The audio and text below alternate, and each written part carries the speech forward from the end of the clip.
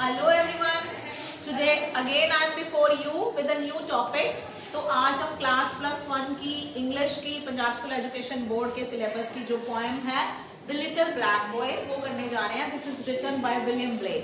तो ये जो पोएम है इसमें एक काला जो अफ्रीका में पैदा हुआ बच्चा है वो अपनी माँ से बात करता है. तो ये जो पोएम है इस पोएम का थीम है racial equality and divine love. तो बच्चा अपनी मदर से क्या बात करता है, उसकी मदर उसको क्या रिप्लाई देती है, तो ये हम जो है इस पोएम में पढ़ेंगे. तो this is the name of the poem is the little black boy and the name of the poet is William Blake. My mother bore me in the southern wild and I'm black, but oh my soul is white. तो वो बच्चा बता रहा है कि मेरी माँ ने मुझे साउथ के जंगलों में जन्म दिया, मैं काला हूँ, लेकिन मेरी जो सोल है, मेरी जो आत्मा है वो गोरी है. अपनी आत्मा के गोरेपन को वो किससे कंपेयर करता है? White as an angel is the English child. जैसे इंग्लिश बच्चा एक जो एंजल की तरह गोरा है, तो मेरी जो आत्मा है वो भी वैसे इंग्लिश बच्चे की तरह गोरी है. But I am black as if bereave of light. मैं ऐसे काला हूँ जैसे मुझे रोशनी से दूर रखा गया हो, कि ईश्वर की जो रोशनी है मेरे पे या ईश्वर की कृपा है जो मेरे पे नहीं हुई है.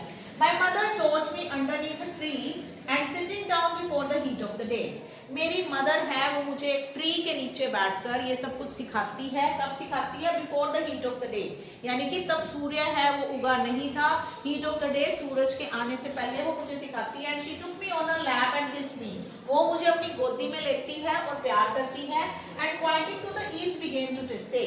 ईस्ट की ओर इशारा करते हुए मेरी माँ जो है वो मुझे क्या कहती है? ईस्ट. क्यों ईस्ट की ओर क्यों इशारा करती है? The sun rises in the east. तो ईस्ट में सूर्य है, सूरज की ओर इशारा करते हुए मेरी माँ मुझे क्या समझाती है?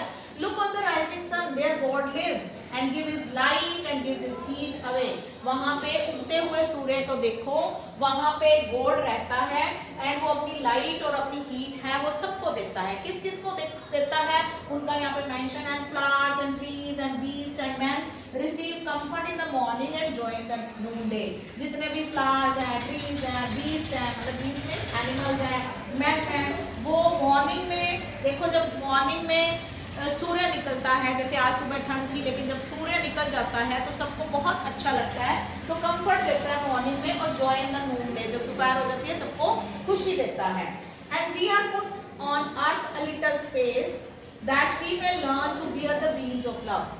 अर्थ पे, अब अर्थ जो ईश्वर की ये रचना है ये बहुत बड़ी है, तो वो कह रहे हैं कि अर्थ पे हमें एक बहुत ही छोटा सा स्पेस मिला हुआ है जहाँ पे हम पैदा हुए हैं. That we may learn to bear the beams of love. यहाँ पे हम इसलिए हैं कि हम जो लव की बीम्स हैं, सूर्य प्यार की जो किरणें हैं, उनको हम लर्न कर सके कि उनको कैसे सहन करना है.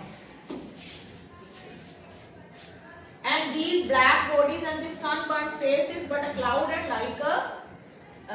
like a shady grove.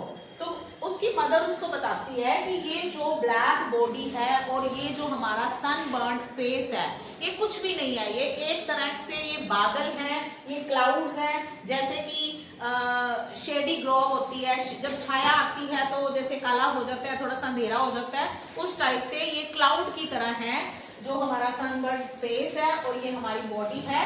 This is just like a crowd. Next है, for when our souls have learned the heat to bear, the clouds will vanish, we shall hear his voice. तो जब हम ये सीख जाएंगे कि उसकी ईश्वर की हीट को कैसे बियर करना है, कैसे सहन करना है, तो वो जो क्लाउड है वो वैनिश हो जाएगा. वैनिश का मतलब होता है डिसअपियर हो जाएगा और हम ईश्वर की जो वॉइस है उसको सुन पाएंगे.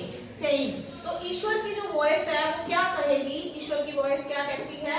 तो ईश्वर की वॉइस हमें कह रही होगी, Come out from the grove, my love and care, and round my golden tent like lambs rejoice. तो एक्चुअली यहाँ पे उसकी मदर ये कह रही है कि जब हम मर जाएंगे तो ये जो क्लाउड है, हमारी बॉडी है, बॉडी एक तरह से एक बादल है, क्लाउड है, वो वैनिश हो जाएगा, डिसअपियर हो जाएगा. तब गॉड हमें क्या कहेगा? Come out from the Grove my love and care. मेरे प्यारे बच्चों, आप अपने ग्रोव से बाहर आ जाओ, मेरे गोल्डन टेंट में आके लैम्ब की तरह रिजॉइस करो. तो लैम्ब क्या होता है? मेमना को बोलते हैं. तो ये क्रिश्चियनिटी से भी इसको कोरिलेट किया गया. तो क्रिश्चियनिटी में जीसस को है वो एक हमेशा दिखाया गया लैम्ब के साथ. तो lamb is the symbol security. तो गॉड कह रहा है कि आप एक लैम्प की तरह मेरे टेंट में आके मजे करो। तो सब वहां पे गॉड के टेंट में जाएंगे और एंजॉय करेंगे। Thus did my mother say and kiss me। तो मेरी माता ने मुझे ऐसे कहा और मुझे किस किया। And thus I say to little English boy, और ये सेम बात मैं इंग्लिश बॉय से, अंग्रेज बच्चे से कहता हूँ। When I from black and he from white, cloud free and round the tent of God like lambs we joy।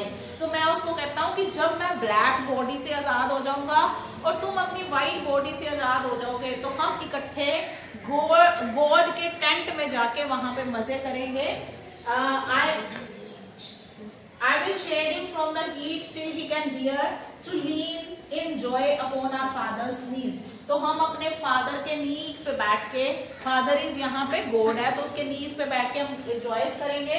तो मैं उसको हीट से बचाऊंगा जब तक वो उसको बियर ना कर सके, क्योंकि मैं तो काला हूँ, मुझे तो आदत है सूर्य की किरणों को, सूर्य की रोशनी को सहन करने की, तो उसको आदत नहीं होगी। तो मैं उसको हीट से तब तक बचाऊंगा जब तक वो इसको सहन ना कर पाए। And then I will stand and stroke his silver hair. फिर मैं खड़ा होऊंगा, उसके जो सिल्वर बाल होंगे मैं उनको सहलाऊंगा उसके बालों को। And the last line is and be like him and he will be then love me. मैं बिल्कुल उसके जैसा बन जाऊंगा और तब वो मुझे प्यार करेगा, हम दोनों प्यार से रहेंगे।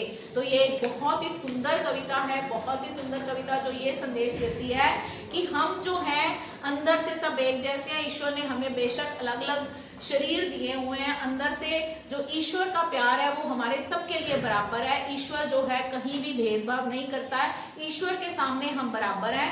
तो ये पोएम रेशियल इक्वालिटी को और साथ में डिवाइन लव को बहुत ही अच्छे तरीके से ये पोएम बताती है। तो this is a very beautiful and wonderful poem by William black. उम्मीद है आपको बहुत अच्छे से समझ आ गई होगी। Thank you so much, have a good day.